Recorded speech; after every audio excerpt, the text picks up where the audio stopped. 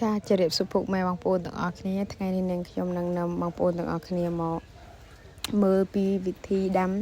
ដើមតកូននៅលើទឹកចានឹងខ្ញុំអត់ដែលមានបទពិសោធន៍ក្នុងការដាំតកូននៅលើទឹកទេប៉ុន្តែខ្ញុំមើល YouTube តក៏ឃើញគេដាំតកូននៅលើទឹកតំណងពេកក៏ចាប់ផ្ដើមរៀនធ្វើតាមគេប៉ុន្តែការធ្វើរបស់គេប្រើជី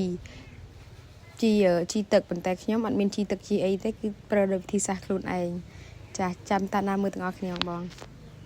ចាជាដំបូងខ្ញុំយកស្កៃដូងយកមកចិញ្ច្រាំឲ្យល្អិតដើម្បីយកទៅត្រាប់ខាងក្រោមបាតកញ្ច្រែងចាច្រាំទៅកាន់តែល្អិតកាន់តែល្អស្កៃដូងមកគេខ្ញុំឃើញគេយកស្កៃដូងទិញមកពីហាងទំនើបវាមានជីវជាតិមានជីរបស់ខ្ញុំស្កៃដូងស្រស់ទេម្ដងកើតមានលឿយស្អីទេខ្ញុំលឿយតែជាមួយដីខាងក្រោមខ្ញុំដាក់ដីតិចដើម្បីឲ្យវាពេលដែលចាប់ឫសទៅកុំឲ្យវាដួលហើយបន្តមកទៀតខ្ញុំបានរួយក្របតកូនហ្នឹងដែលបានត្រាំទឹកហ្នឹងដាក់ទៅលើហ្នឹងហើយបន្តមកទៀតខ្ញុំរួយដីពីលើហើយនឹងរួយធាងស្កៃដូងដែលយើងបានច្រាំហ្នឹងបានរួយដាក់ពីលើទៀតខ្ញុំដាំច្រើនដែរសាក់លបងមើលហ្នឹងលើកទី1របស់ខ្ញុំហ្នឹងដែលទេក្នុងជីវិតទៅពិសាក់លបងចារួយបន្ទាប់ពីរួយក្របរួយហើយរួយដីពីលើហើយក៏ខ្ញុំ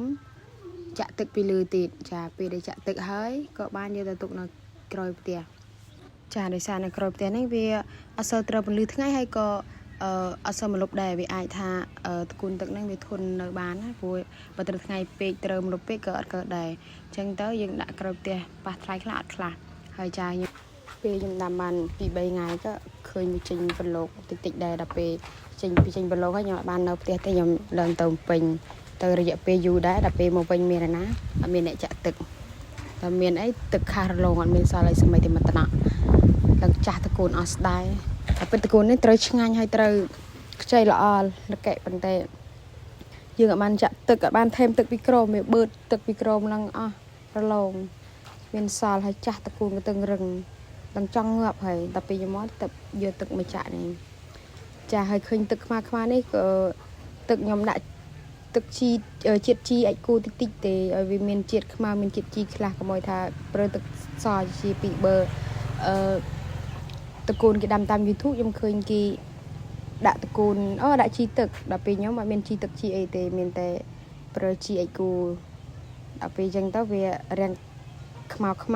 យវាមានជីវជាតិបឺតឲ្យមាន